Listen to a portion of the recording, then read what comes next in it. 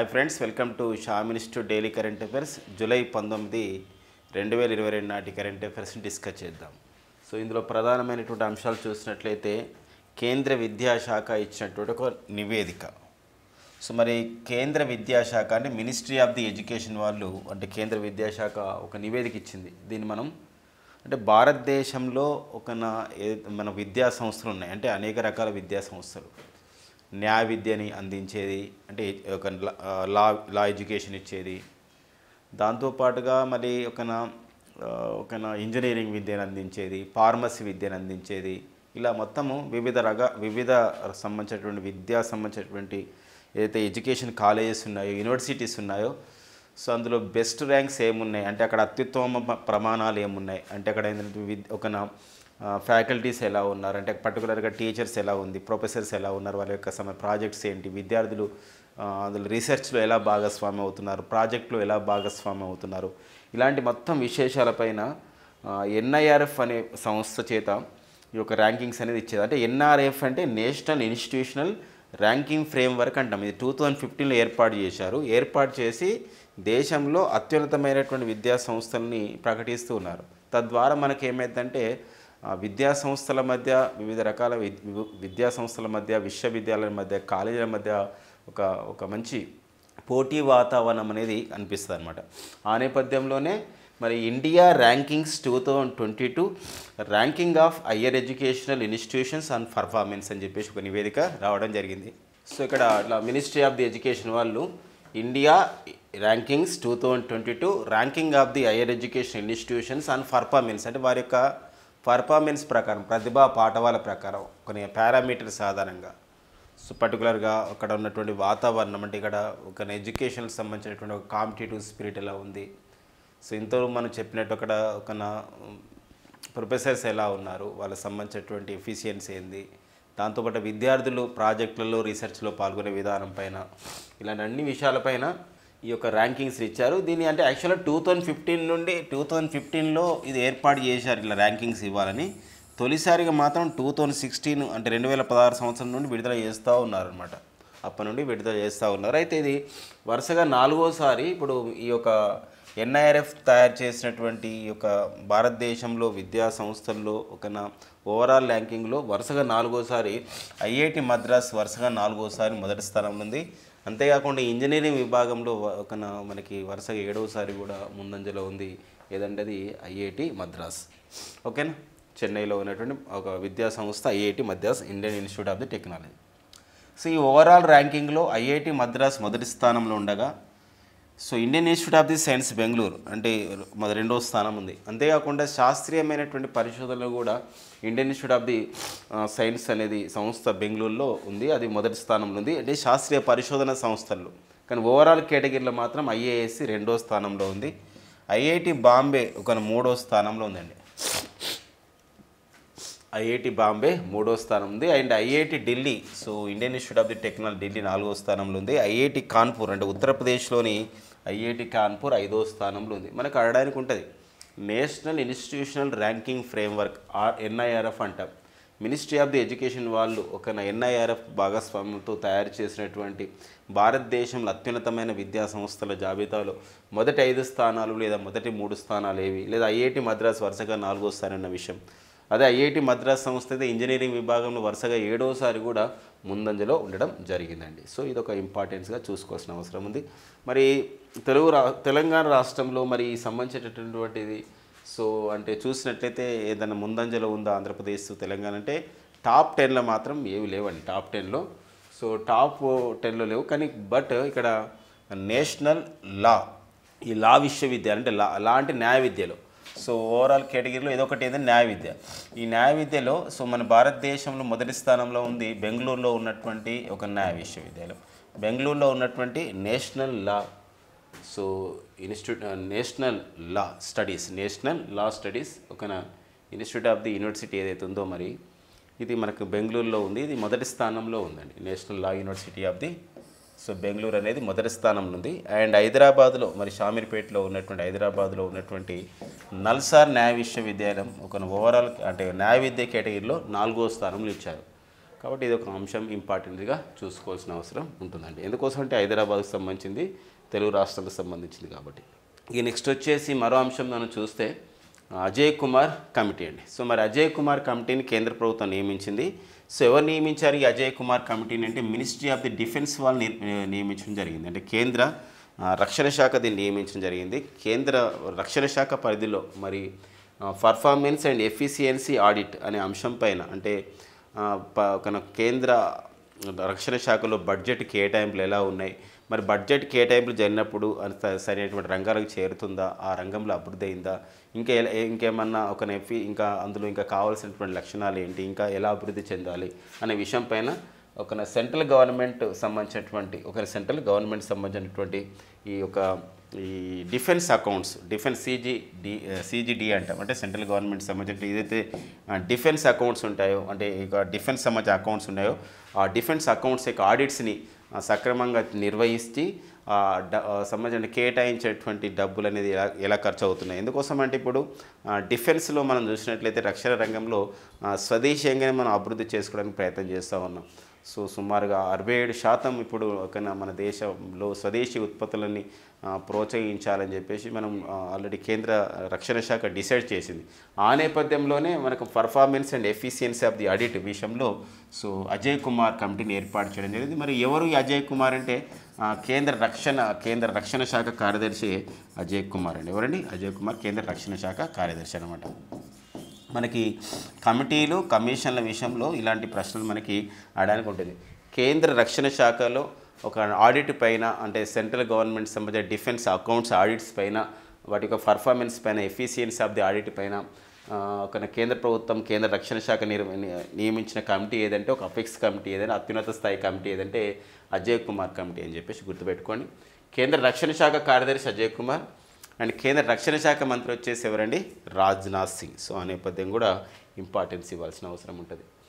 And next ఇంకొకటి ఏంటంటే మనకి SSI మంత్ర అండి. ఈ SSI మంత్ర అనేది ఏంటంటే ఒక రోబో. ఇది ఒక రోబో. ఇది స్వదేశీయంగా మనం తయారు చేసుకోవడం జరిగింది.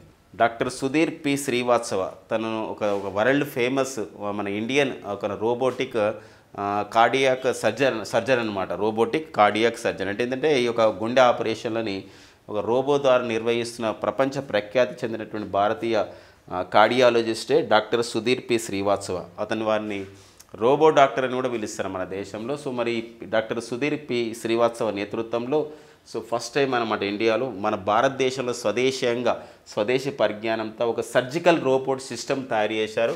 దాని పేరే SSI మంత్ర. ఇది మన ఇండియన్ బేస్డ్ సంబంధించిన ఒక మెడికల్ టెక్నాలజీ అంకుర పరిశ్రమ స్టార్టప్ అయినటువంటి SS ఇన్నోవేషన్ సంస్థ దీన్ని అభివృద్ధి చేసింది. దీనికి మొత్తానికైతే దీనికి ఒక ఐడియా ఇచ్చింది. ఎవరి నేతృత్వంలో ఇది తయారు చేయబడిందంటే డాక్టర్ సుధీర్ పి శ్రీవాత్సవ నేతృత్వంలో తయారు చేయబడింది అనమాట. ఇది ఒక అంశంగా మనం గుర్తుపెట్టుకోవాల్సిన అంశం. Very very important. Science and technology అప్డేట్స్లో భారతదేశంలో స్వదేశంగా అభివృద్ధి చేసినటువంటి తొలి ఒక సర్జికల్ రోబో సిస్టమ్ ఏదంటే SSI మంత్ర అనమాట. ఇది మనం భారతదేశం చెందినటువంటి మెడికల్ టెక్నాలజీ అంకుర పరిశ్రమ SS ఇన్నోవేషన్ వాళ్ళు అభివృద్ధి చేయడం జరిగింది.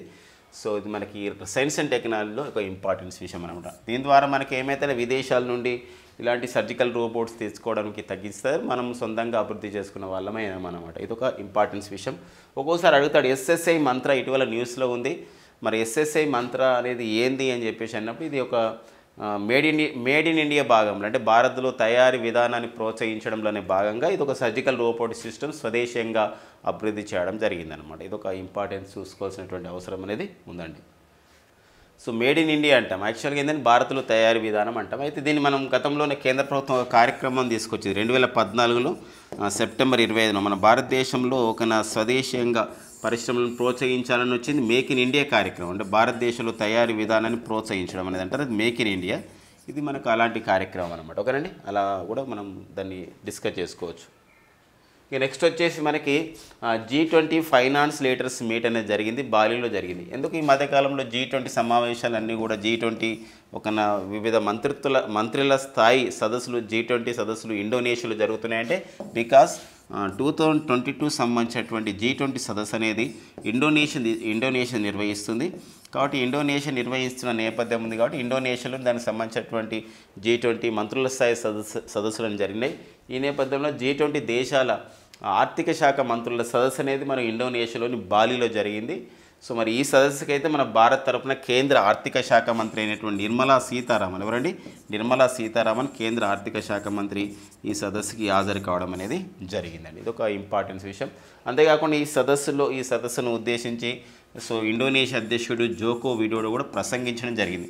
ఇండోనేషియా ప్రస్తుత అధ్యక్షుడు ఎవరండి, జోకో విడోడో.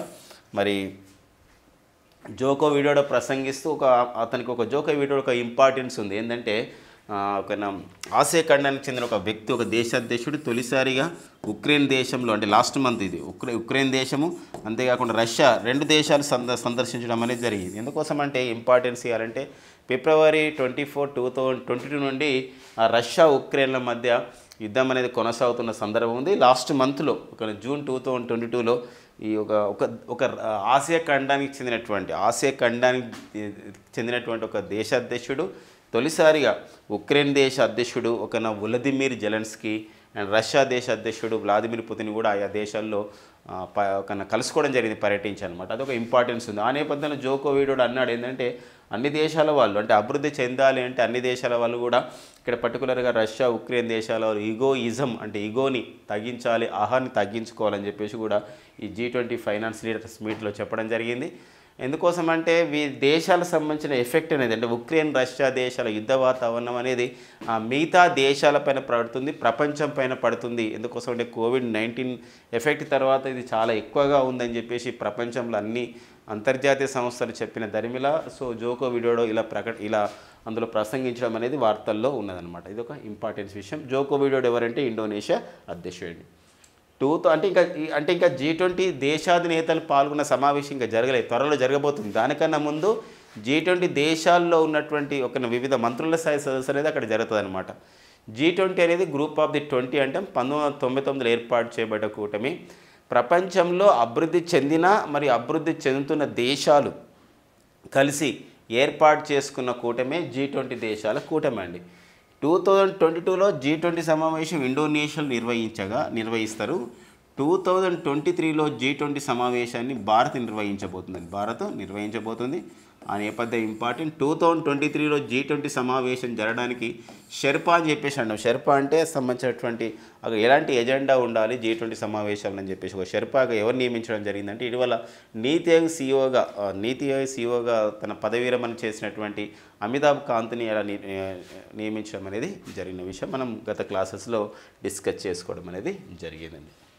నెక్స్ట్ వచ్చేసి వన్ కార్డ్ అండి. సో వన్ కార్డ్ అనేది ఒక సంబంధించిన ఒక స్టార్టప్ అండి. యాక్చువల్గా అంటే ఒక స్టార్టప్ వాళ్ళు ఒక ఇండియన్ స్టార్టప్ అది అంటే FEL టెక్నాలజీస్ అనే సంస్థ ఏర్పాటు చేసుకున్నటువంటి ఈ యొక్క సంబంధించినటువంటి బ్యాంకింగ్ లావాదేవీలు జరుపుకోవడానికి ఏర్పాటు చేసినట్టు ఒక స్టార్టప్గా వన్ కార్డ్ చెప్పొచ్చు అనమాట. ఈ వన్ కార్డ్ 2018లో దీన్ని ఏర్పాటు చేశారు. ఇప్పుడు అది ఏమైందంటే వన్ కార్డ్ సంస్థ ఒక $1 బిలియన్ కంపెనీగా మారిపోయింది, లేదా $100 మిలియన్ ఒక ఫండింగ్ సమకూర్చుకుంది అనమాట, నిధులను సమకూర్చుకుంది. ఒక $1 బిలియన్ లేదా 1 బిలియన్ $100 బిలియన్ గమనించండి, $1 బిలియన్ లేదా $100 మిలియన్ ఫండింగ్ ఏర్పాటు చేసుకుంటే ఆ కంపెనీ, ఆ స్టార్టప్ని, ఆ అంకుర పరిశ్రమని ఏమని పిలుస్తున్నామంటే యూనికార్న్ కంపెనీగా పిలుస్తాం.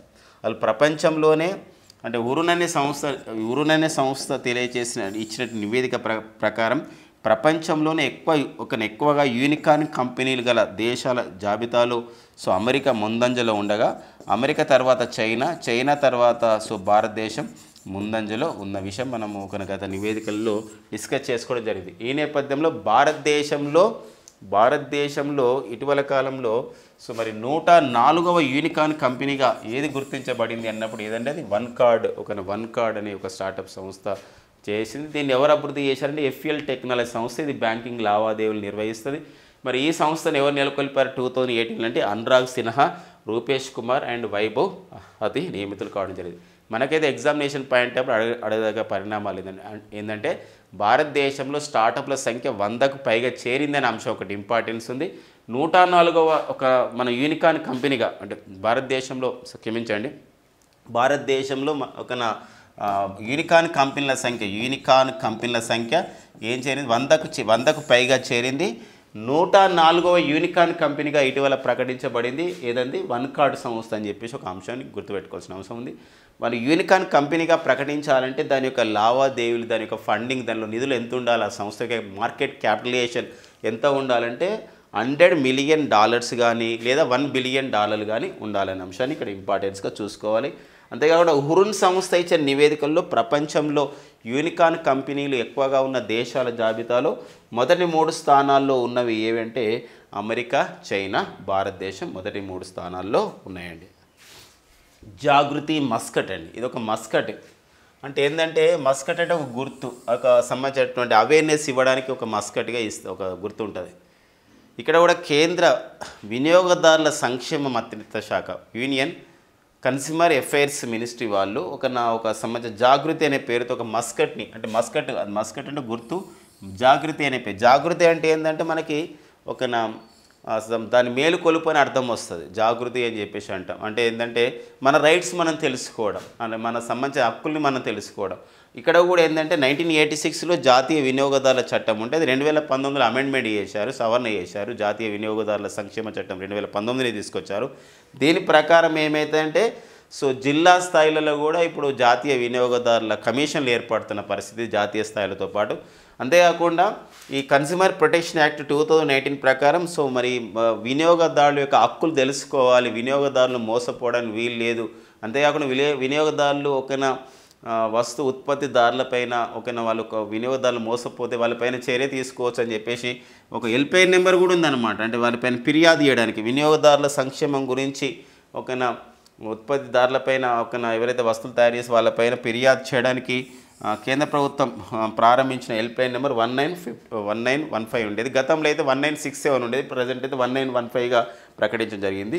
అయితే empowering consumers and create awareness for their rights, వాళ్ళ యొక్క హక్కుల గురించి, ఎంపవరింగ్ కన్స్యూమర్స్ అంటే వినియోగదారుల సాధికారత గురించి వాళ్ళకు ఒక అవేర్నెస్, అవగాహన కల్పించడానికి హక్కుల గురించి ఈ జాగృతి మస్కట్ని ఏర్పాటు చేయడం జరిగింది. ఈ జాగృతి మస్కట్లో కింద ఒకటి ఉంటుంది, జాగో గ్రాహకు జాగు, అంటే మేలుకో వినియోగదారుడ మేలుకో అనే ఒక అర్థంతో ఒక సంబంధించిన కొటేషన్ని, ఒక ట్యాగ్ లైన్, ఒక పంచ్ లైన్ కూడా ఇవ్వడం జరిగింది.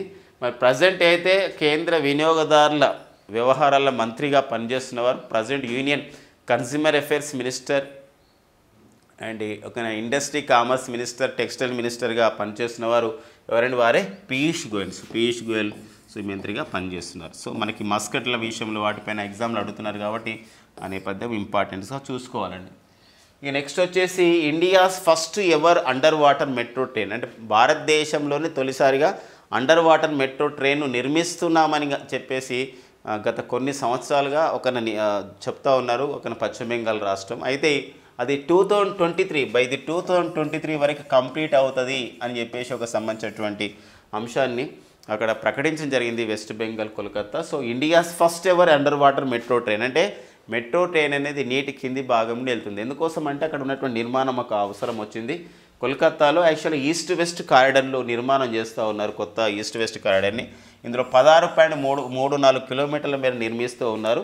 ఇందులో 10.8 కిలోమీటర్లు అండర్ గ్రౌండ్, 520 మీటర్స్ మాత్రం అండర్ వాటర్ టన్నెల్ నిర్మిస్తారు. ఇది కోల్కతాలో హౌరా నుండి బీబీడీ బాగ్ అంటాం, అంటే డల్హౌసీ స్క్వేర్ వరకు ఈ యొక్క అండర్ వాటర్ టన్నెల్ అనేది ఒక నిర్మాణం అనేది 2023లో పూర్తి అయిపోయి అది ఒక కార్యరూపం దాల్చబోతుంది అనమాట. కాబట్టి మనకి ఎగ్జామినేషన్ పాయింట్ ఆఫ్లో గమనిస్తే భారతదేశంలో తొలిసారిగా నీటి అడుగున మెట్రో రైల్ని నిర్మించుకున్నటువంటి మెట్రో ట్రైన్ సౌకర్యాన్ని కల్పించుకోబోతున్న 2023లో ఉన్నటువంటి తొలి నగరం ఏదంటే కోల్కతా పైన మనం ఇంపార్టెన్స్ ఉంది. భారతదేశంలో మరి 17వ రైల్వే జోన్ ఏదైతే ఉందో అది కోల్కతా మెట్రో ట్రైన్ అని, మెట్రో రైలే మనకు 17వ రైల్వే జోన్. 18వ రైల్వే జోన్ వచ్చేసి విశాఖపట్నం కేంద్రంగా ఉన్నటువంటి దక్షిణ కోస్తా రైల్వే జోన్. ఆ నేపథ్యాన్ని కూడా ఇక్కడ చూసుకోవాల్సిన అవసరం అనేది ఉందండి.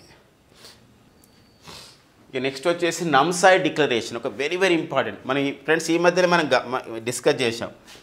అస్సాము తర్వాత మేఘాలయ మధ్య ఏవైతే సంబంధించినటువంటి ఒక సరిహద్దు వివాదాలు ఉన్నాయి ఆ రాష్ట్రాల మధ్య, అవి సరిహద్దు వివాదాల్లో కొన్ని వివాదాలు ఒక వాళ్ళు ఏం చేయడం జరిగిందంటే కూర్చొని మాట్లాడుకొని డిస్కషన్ ద్వారా కొన్ని వివాదాలకి ఒకన ఎండ్ అంటే చర్మగీతం పాడారు. అంటే అర్థమైందంటే వాళ్ళు ఆ వివాదాలను పరిష్కరించుకున్నారు కొన్ని వివాదాలు.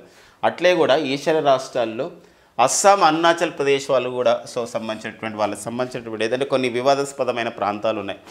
అంటే ఈ బార్డర్లో పర్టికులర్ కొన్ని విలేజెస్ ఉన్నాయి. 123 విలేజెస్ అనేది ఒక వివాదాస్పదం ఉండే అందులో 123 విలేజెస్లో మరి కొన్ని విలేజెస్ని ఒకనా వాళ్ళు దశల వారీగా అంటే రిస్ట్రిక్టెడ్ ప్లేస్ నుండి అంటే నిషేధిత ప్రాంతాల నుండి ఇరు రాష్ట్రాల వారు ఒకరికొక కొన్ని విలేజెస్ని ఇచ్చిపుచ్చుకుంటూ ఆ వివాదం సద్దుమణిగేటట్టు ఒక ఒప్పందం చేసుకున్నారు. ఆ ఒప్పందాన్ని ఏమంటారంటే నామ్సాయ్ డిక్లరేషన్ అంటాం. ఎందుకు నామ్సాయ్ డిక్లరేషన్ అంటామంటే అరుణాచల్ ప్రదేశ్లోని ఒక ప్రాంతం నామ్సాయ్. ఈ నామ్సాయ్లోనే అస్సాం ముఖ్యమంత్రి హిమంత బిశ్వ శర్మ అండ్ అరుణాచల్ ప్రదేశ్ ముఖ్యమంత్రి పేమా ఖండు తుంగన్. ఎవరండి? పేమా ఖండు. సో ఇద్దరు కూడా వాళ్ళు ఈ ఒప్పందం పైన సంతకాలు చేశారు అనమాట. అంటే 86 రిస్ట్రిక్టెడ్ ఉంటే అందులో 123 అంటే అవుట్ ఆఫ్ ది 123 విలేజెస్లో 86 రిస్ట్రిక్టెడ్ వేసుకొని మిగతా ప్రాంతాలను ఏంటంటే దశల వారీగా సెప్టెంబర్ 15, 2022 వరకు దశల వారీగా సంబంధించిన రిస్ట్రిక్టెడ్ ప్రాంతాలను ఏం చేసుకుంటారంటే ఒకరినొకరు ఇచ్చిపోచుకోవడం. అంటే అస్సాం కొన్ని, తర్వాత అరుణాచల్ ప్రదేశ్ కొన్ని అని చెప్పేసి. అయితే ఇది అస్సాం అరుణాచల్ ప్రదేశ్లో ఒక బార్డర్ అనేది 804.1 కిలోమీటర్లు ఉంది. అందులోనే ఈ రిస్ట్రిక్టెడ్ ప్లేసెస్ అనేది ఉన్నాయన్నమాట. వాటిని ఇప్పుడు దశల వారీగా ఇచ్చిపుచ్చుకోవడం. ఈ విషయం అడగడానికి ఎలా ఉంటుందంటే ఇటీవల కాలంలో ఈ క్రింది ఏ రాష్ట్రాలు సరిహద్దు వివాదాలని పరిష్కరించుకోవడానికి నామ్సాయ్ డిక్లరేషన్ పైన ఒక సంతకాలు చేశాయి అన్నప్పుడు అస్సాం అండ్ అరుణాచల్ ప్రదేశ్ అనే మనం గుర్తుపెట్టుకోవాలి. దీంతో పాటు ఈ అస్సాం, అరుణాచల్ ప్రదేశ్ కన్నా ముందు గతంలో ఈ క్రింది ఏ రెండు రాష్ట్రాలు బార్డర్ డిస్ప్యూట్స్ రిజాల్వ్ చేసుకునే, బార్డర్ డిస్ప్యూట్ని తగ్గించుకునే, వివాదం లేకుండా చేసుకునే అంటే అస్సాం, మేఘాలయ. ఆ విషయం కూడా గమనించాలి. మేఘాలయ ముఖ్యమంత్రి అయితే ఎవరండి? వారు కోన్రాడ్ సంగ్మా. ఇవన్నీ మనకి జూలై 19, 2022 ఉన్న ముఖ్యమైన ఎగ్జామ్ ఓరియంటెడ్ కరెంట్ అఫైర్స్ అండి. Thank you friends and all the best.